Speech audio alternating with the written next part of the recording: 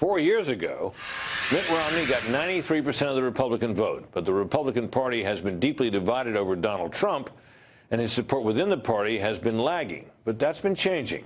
As of last week, Mr. Trump stood at 87% support among Republicans. Our nightly political panel is here from the Washington Examiner, Byron York, and from the Federalist, Mollie Hemingway. Welcome to both of you. So what's going on? What chance does Trump have of reaching what we call the Romney standard of 93%, Mollie? It is. I'm glad you pointed out that he is behind where Mitt Romney is. It's not just in this poll, but in all polls, he's lagging behind where Romney was. Well, he's lagging behind where Romney ended up. Sure. In some polls, it looks like he's about where Romney was. The question is, can he get the rest of the way? And what I think is interesting about this is that you have in the past seen a lot of Republican votes come back to the presidential candidate because the Republican Party picks a good vice presidential candidate that energizes the base. That's not really the case here. I don't think people are that excited about either of the vice presidential candidates. And what you're seeing is a really different candidate with different ideas, some of which are hostile to the Republican Party. And I think people are actually starting to enjoy these ideas. They are enjoying the opposition to the status quo that Donald Trump represents. Particularly on immigration and trade, I assume that's what you're talking about. I think it's not true that they enjoy his economic policy so much, but definitely on immigration and also just a position of strength with national security, an idea that we should fight wars with an interest in winning them and with an exit strategy. This is a message that is resonating, I think, with Republican voters.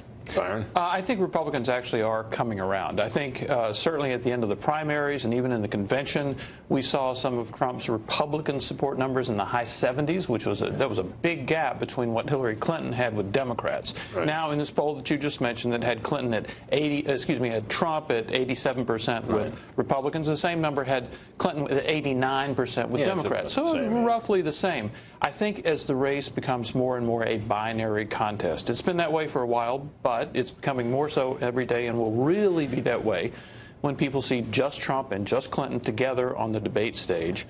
Republican partisan instincts kick in, you know, when they hear about Hillary Clinton's aides destroying cell phones with a hammer or bleach bit. I mean, their partisan instincts kick in. Yeah, and do you think that's affected, Mollie, by the nature of the coverage this year? I mean, Republicans are always at a disadvantage in the media coverage. That's been true for as long as anybody can remember.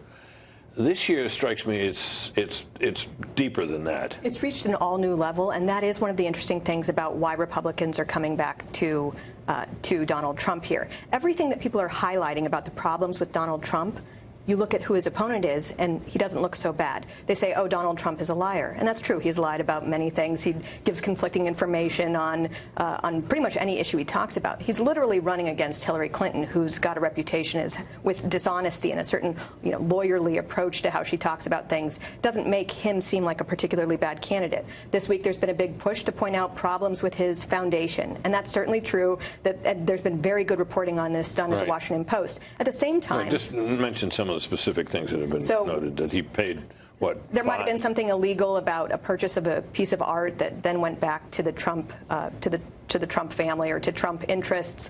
There's foundation money. Yes, and there are a lot of questions about just how charitable Donald Trump has been, period. But you compare that with the large-scale levels of corruption and problems with the Clinton Foundation, a global intrigue of how the Clinton Foundation was used to funnel money from oligarchs and to help them get business deals, how people who donated to the Clinton Foundation got 40% of the appointments at the State Department, how they also got favorable treatment. I mean, these things, I think, are more interesting to people, if they are interesting, than somewhat pettier problems with the Trump Foundation, even though they're both problematic. Absolutely. The same thing. I mean, you have this sense of kind of dueling foundations. Your foundation is bad. No, your foundation is bad. More corrupt than mine. I mean, I don't even have a foundation. But I think that kind of evens out, kind of cancels out a little bit. And one of the Trump Foundation allegations posted in the Washington Post was that he built a flagpole for the American flag that was too high for city code in Palm Beach.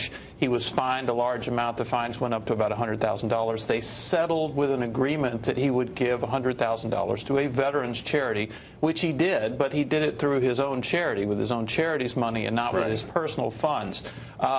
That's probably not going to really set people are probably going to be more excited about the higher flagpole and even indeed a symbol of his patriotism. Mollie, Byron, come back to you a little later.